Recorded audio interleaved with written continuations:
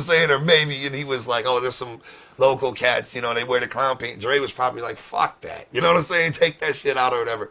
But it never came out. We didn't give a fuck. You know what I'm saying? My brain's dead weight. I'm trying to get my head straight, but I can't figure out which Backstreet boy I want to impregnate. Dr. Dre said, Slim Shady, you a cutie. I'll give you a deal. Let me up in that booty. Okay. Man, he held that grudge. And on his tour, we kept hearing all kinds of shit. You know what I'm saying? Like, he had a skit on he did in Kansas City where the phone rang in the middle of his show and he said, hello, who's this? And it said, this is Violent J from ICP. Can I suck your dick or whatever? You know what I mean? We were like, oh, man, that kid's blowing up. Why is he tripping on us? You know what I'm saying? Because at this point, his shit was popping off. You know what I mean? He was like, started, you know, he was going into winning Grammys and shit or whatever. You know, his shit was hitting. And we just underground killers. You know what I'm saying? We just do the wicked shit. And when I look at him, he's every bit of a pop star. Come on, man. How you going to say that ain't pop? Yeah, he cusses. Yeah, he disses faggots or whatever. That's just modern pop, man. He's pop. He's on the cover of fucking Teenage People every week. How you gonna be on the cover of Teen People and not be fucking pop? Fuck him for that. But yet, he is so bent on dissing us. All the way to his second album, where he dissed us on his record, said something, and then on his concert, brung out the fucking inflatable dolls and me and Shaggy in these sold out arenas. You know what I'm saying? Why would he do that?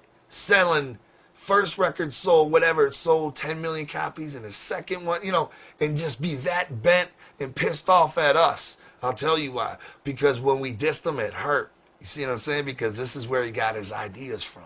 Same thing with Esham. You know what I'm saying? When they diss him, it hurts.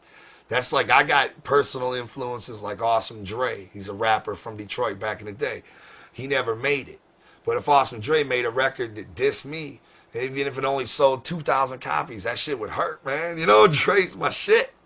Well, we were probably Slim Anus's shit. You know what I mean? And when we dissed him, it hurt his feelings. I don't think it's helped sold records because he basically made fun of us. That doesn't really intrigue anybody to, you know what I'm saying? But it probably helped with the name. Fuck, what'd he sell? 10 million records? Come on, man. It probably helped us with fuck our name. It probably put our name into people's minds as far as 14-year-old girls from the suburbs go all across the world. You know, we don't give a fuck what's going on MTV or what Hot 97's playing. I can't even lie to you. I couldn't even tell you who the fuck they're playing. Anybody. I couldn't tell you what's on the top 10 right now. I could not even fucking tell you what Mariah Carey's new single is. It's probably something with fucking Eminem. I don't even know. Detroit was never about freestyles. Why is it this? Why is it that Eminem got discovered before he got on? Who the fuck discovered us? Why is it that he was in our shows in the crowd? Think about this. While we was on stage, he's my age. What the fuck was keeping him from becoming a businessman and getting in a goddamn game like these real ballers do? Think about it. He had to wait to get discovered and put on. Get the fuck out of here with that shit, man. Freestyling, waiting till you... And we were all broke, motherfucker. I worked at a fucking car wash and dropped out in the 9th grade. We were all broke. That ain't what kept him off of being in the game. You know what I'm saying? He just waited for a dick in his booty. You know what I'm saying? Nobody put us on. Think about it. Come on with that shit, man. He needs to be smacked. You know what I mean?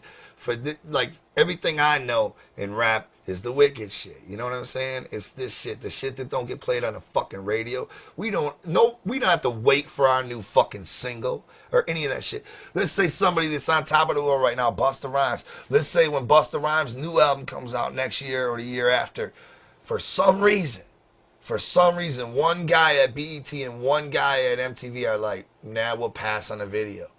That's like it. You know what I'm saying? The minute the video ain't there, people don't even know the record's out. You know what I'm saying? But in our